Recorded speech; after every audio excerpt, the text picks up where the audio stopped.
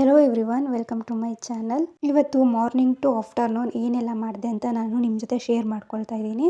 ಮೊದಲಿಗೆ ಬೆಳಿಗ್ಗೆ ರಂಗೋಲಿ ಹಾಕಿದೆ. ಹಾಗೆಯೇ ಈ ರಂಗೋಲಿನ ನಿಮ್ಮ ಜೊತೆ ಶೇರ್ ಮಾಡ್ತಾ ಇದ್ದೀನಿ. ರಂಗೋಲಿ ಎಲ್ಲ ಹಾಕಿಬಿಟ್ಟು ಪೂಜೆ ಕೂಡ ಮುಗಿಸ್ಕೊಂಡೆ. ನಾನು ಇವತ್ತು ಜಾಸ್ತಿ ಏನು ವಿಡಿಯೋ ಮಾಡ್ಕೊಳ್ಳಿಕ್ಕೆ ಹೋಗಲಿಲ್ಲ. ಬೆಳಿಗ್ಗೆ ಏನು ಮಾಡಿದೆ ಮಧ್ಯಾಹ್ನ ತನಕ ಅಂತ ಇವತ್ತು ವ್ಲಾಗ್ ಮಾಡ್ತಾ ಇದ್ದೀನಿ ಅಷ್ಟೇ. ಇನ್ನು ಬೆಳಿಗ್ಗೆ ನಾರ್ಮಲ್ ಆಗಿ ರಂಗೋಲಿ ಎಲ್ಲ ಹಾಕ್ಕೊಂಡು ಪೂಜೆ ಮಾಡಿಕೊಂಡೆ.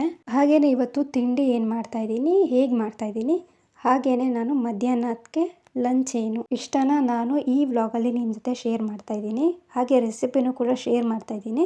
ಈ ವಿಡಿಯೋನ ಎಲ್ಲೂ ಸ್ಕಿಪ್ ಮಾಡಬೇಡಿ, ಪೂರ್ತಿಯಾಗಿ ಈ ವಿಡಿಯೋನ ನೋಡಿ. ನಿಮಗೆ ಈ ವಿಡಿಯೋ ಏನಾದರೂ ಇಷ್ಟ ಆದರೆ ಲೈಕ್ ಮಾಡಿ. ಹಾಗೆ ನೀವೇನಾದರೂ ನನ್ನ ಚಾನಲ್ನ ಸಬ್ಸ್ಕ್ರೈಬ್ ಮಾಡ್ಕೊಂಡಿಲ್ಲ ಅಂದರೆ ಸಬ್ಸ್ಕ್ರೈಬ್ ಮಾಡ್ಕೊಳ್ಳಿ. ಹಾಗೆಯೇ ಈ ರಂಗೋಲಿ ಹೇಗಾಗಿದೆ ಅಂತ ಕಮೆಂಟ್ ಮಾಡಿ ನನಗೆ. ಚೆನ್ನಾಗಿಲ್ಲ ಅಂತ.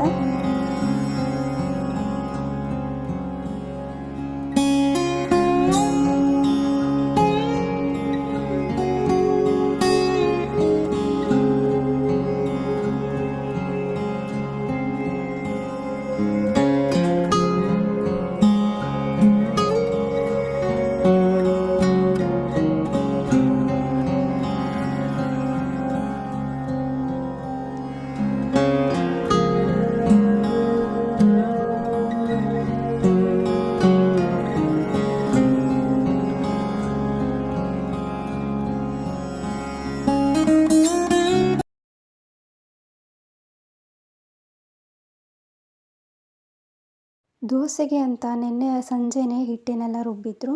ಇವತ್ತು ಬೆಳಿಗ್ಗೆ ಟಿಫನಿಗೆ ದೋಸೆ ಮಾಡೋದು ಅಂತ. ಹಿಟ್ಟಂತೂ ತುಂಬ ಚೆನ್ನಾಗೇ ಉಬ್ಬಿತ್ತು.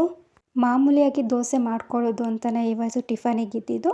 ಆದರೆ ನಾನು ಸ್ವಲ್ಪ ಸ್ಪೆಷಲಾಗಿ ತುಂಬ ದಿನ ಆಗಿತ್ತು ಮಸಾಲೆ ದೋಸೆ ತಿಂದ್ಬಿಟ್ಟು. ಹಾಗಾಗಿ ನಾನು ಮಸಾಲೆ ದೋಸೆ ಮಾಡ್ಕೊಂಡ್ಬಿಡೋಣ, ಬೆಳಿಗ್ಗೆ ಹೇಗೋ ಹಿಟ್ಟೆಲ್ಲ ರುಬ್ಬಿದಾರಲ್ಲ ಅಂತ ಅಂದ್ಕೊಂಡೆ. ಹಾಗಾಗಿ ರಾತ್ರಿನೇ ನಾನು ಕೆಂಪು ಚಟ್ನಿ ಮಾಡಲಿಕ್ಕೆ ಅಂತ ಮೆಣಸಿನ್ಕಾಯಿನೆಲ್ಲ ನೆನೆಸಿಟ್ಟೆ ನೀರಲ್ಲಿ. ಜಾಸ್ತಿ ಏನೂ ನಾನು ಮಾಡ್ಕೊಳ್ಳಿಕ್ಕೆ ಹೋಗಲಿಲ್ಲ. ಒಂದು 6 to 7 ಒಣಗಿದ ಮೆಣಸಿನ್ಕಾಯಿನ ನೆನೆಸ್ಕೊಂಡೆ. ಸ್ವಲ್ಪ ಚಟ್ನಿ ಮಾಡ್ಕೊಳ್ಳೋಣ ಸಾಕು, ಜಾಸ್ತಿ ಏನು ಬೇಡ ಅಂತ. ಈ ಕೆಂಪು ಚಟ್ನಿ ಹಾಗೆ ಮಾಮೂಲಿ ಚಟ್ನಿ ಹಾಗೆ ಆಲೂಗೆಡ್ಡೆ ಪಲ್ಯ ಇಷ್ಟನ್ನು ಮಾಡಿಕೊಂಡ್ರೆ ಈಸಿಯಾಗಿ ನಾವು ಮಸಾಲೆ ದೋಸೆ ಮಾಡ್ಕೋಬೋದು.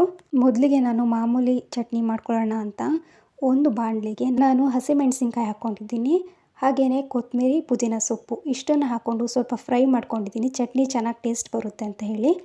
ಆಮೇಲೆ ಒಂದು ಜಾರಿಗೆ ನಾವು ಏನು ಫ್ರೈ ಮಾಡ್ಕೊಂಡಿರ್ತೀವಿ ಅದನ್ನು ಹಾಕ್ಕೊಂಡು ಅದಕ್ಕೆ ಕಾಯಿ ತುರಿ, ಕಡಲೆ ಹಾಗೆ ಬೆಳ್ಳುಳ್ಳಿ, ಎಷ್ಟು ಬೇಕೋ ಅಷ್ಟು ಉಪ್ಪು ಇಷ್ಟನ್ನು ಹಾಕ್ಕೊಂಡು ಚಟ್ನಿ ಮಾಡ್ಕೊಂಡಿದ್ದೀನಿ. ತುಂಬಾ ಚೆನ್ನಾಗಿರುತ್ತೆ ಈ ಥರ ಚಟ್ನಿ.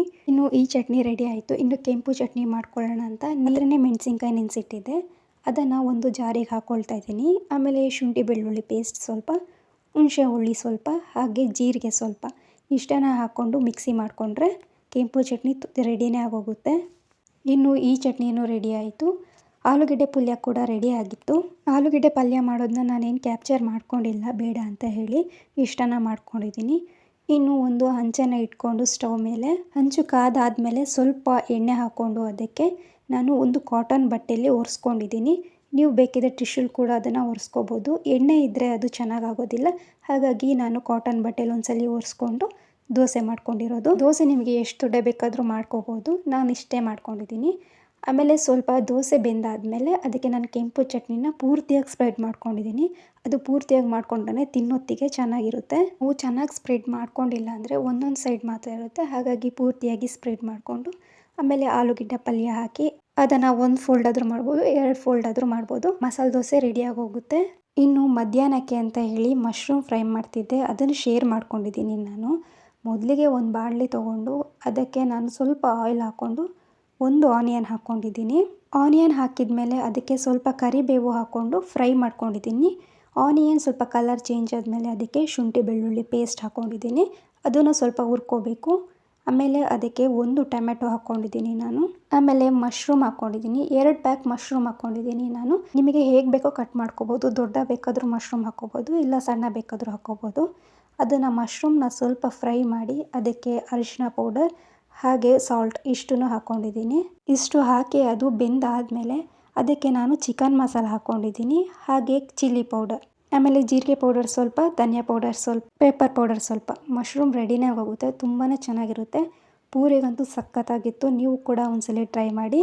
ಇವತ್ತಿನ ವ್ಲಾಗ್ ಕೂಡ ಇಷ್ಟ ಆಗಿದ್ರೆ ಒಂದು ಲೈಕ್ ಮಾಡಿ.